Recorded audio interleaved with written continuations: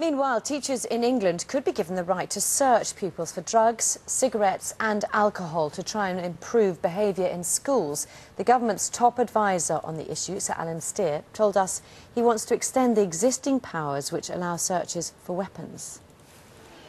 Schools and teachers already have the legal right to search pupils, even using metal detectors, but only when looking for knives or other weapons. Now, in his latest report, Sir Alan Steer, the government's top advisor on behaviour in schools, recommends that power should be extended so that teachers can search pupils for anything inappropriate, such as drink, drugs or stolen property. If teachers think that children or young people are bringing into schools substances that could harm themselves or others, it's reasonable for them to have the right to look for these substances. But of course, a school should be a safe place where a child comes to learn, so we absolutely don't see that it would be a good idea to have routine searching. Sir Alan is especially concerned about alcohol, which he says is a bigger problem than drugs for most schools. The government's expected to follow the advice, as well as the recommendation that schools do more to involve parents. For instance, by making better use of technology, sending out emails or texts to parents if their children misbehave or play truant from school. James Westhead, BBC News. Emergency action has been taken by the United States to prop up the country's home loan system. Shares plummeted last week in the two biggest mortgage finance companies, Fannie Mae and Freddie Mac. Washington plans to provide additional credit and buy up equity capital in the firms if necessary. A second man is due in court this morning, charged with the murder of two French students in London. Gabriel Ferrez and Laurent Bonhomme were tied up, stabbed repeatedly and their bodies set on fire. Daniel Sonnix, who's 23, is also charged with attempting to pervert the course of justice. A 21-year-old man will appear in court in West Bromwich today, charged with the murder of Tom Duffield. He was stabbed last Thursday. A woman who was also arrested has been released without charge. The world's first openly gay Anglican bishop, Gene Robinson, has told Breakfast this morning he'll make his presence felt at the Lambeth conference this week, despite being excluded from the event. He's criticised the Archbishop of Canterbury's decision not to invite him. Our religious affairs correspondent Robert Piggott has been following the bishop's visit to Britain. Gene Robinson brought his message that the Anglican Church should reconsider its understanding of biblical teaching about homosexuality to a London church last night. He's become a controversial figure in the Anglican Communion.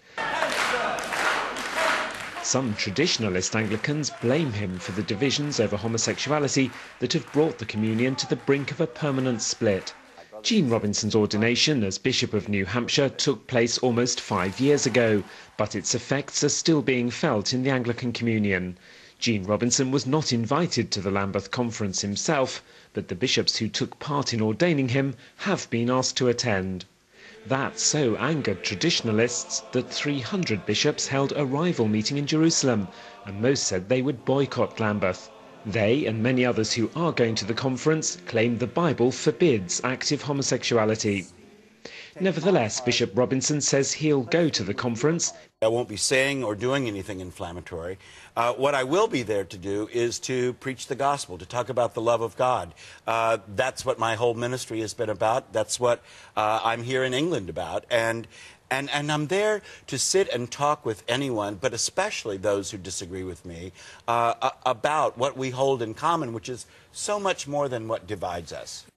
Later today, Bishop Robinson will launch a film promoting his view that the Church must change its mind about active homosexuality.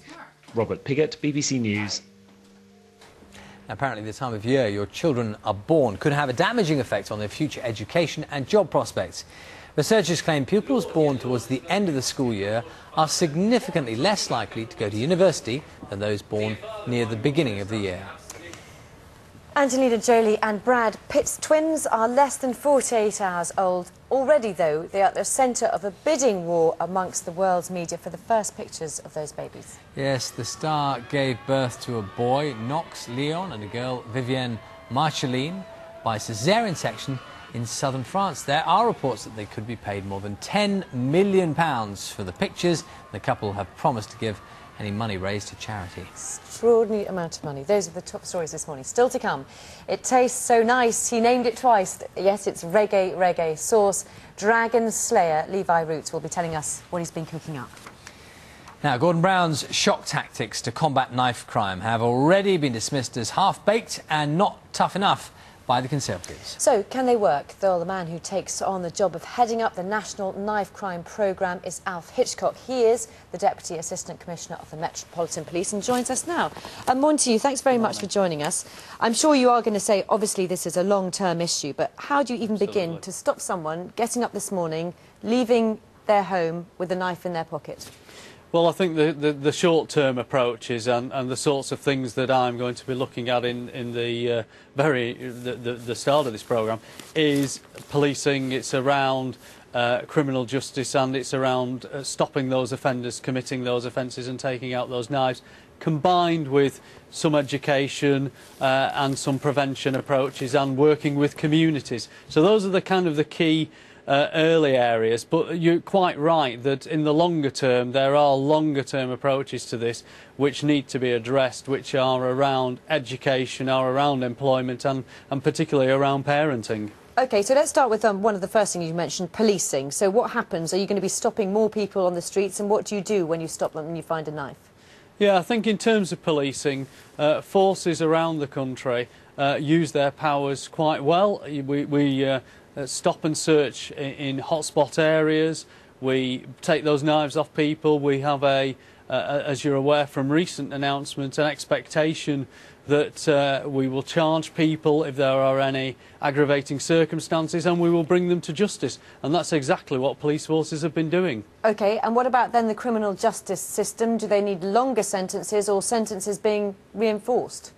Yeah, the criminal justice system. Sir Igor Judge has given some very clear guidance recently that he is looking for both magistrates and judges to sentence appropriately, and where there are any circumstances where the knife has been used in a threatening way at all, that he will expect custodial sentences of an appropriate length, and I'd support obviously the Lord Chief Justice in that approach. OK, let's explore changing behaviour as well. You've been quoted in one of the newspapers this morning that you'd like these sort of young people to go and do national service. What do you mean?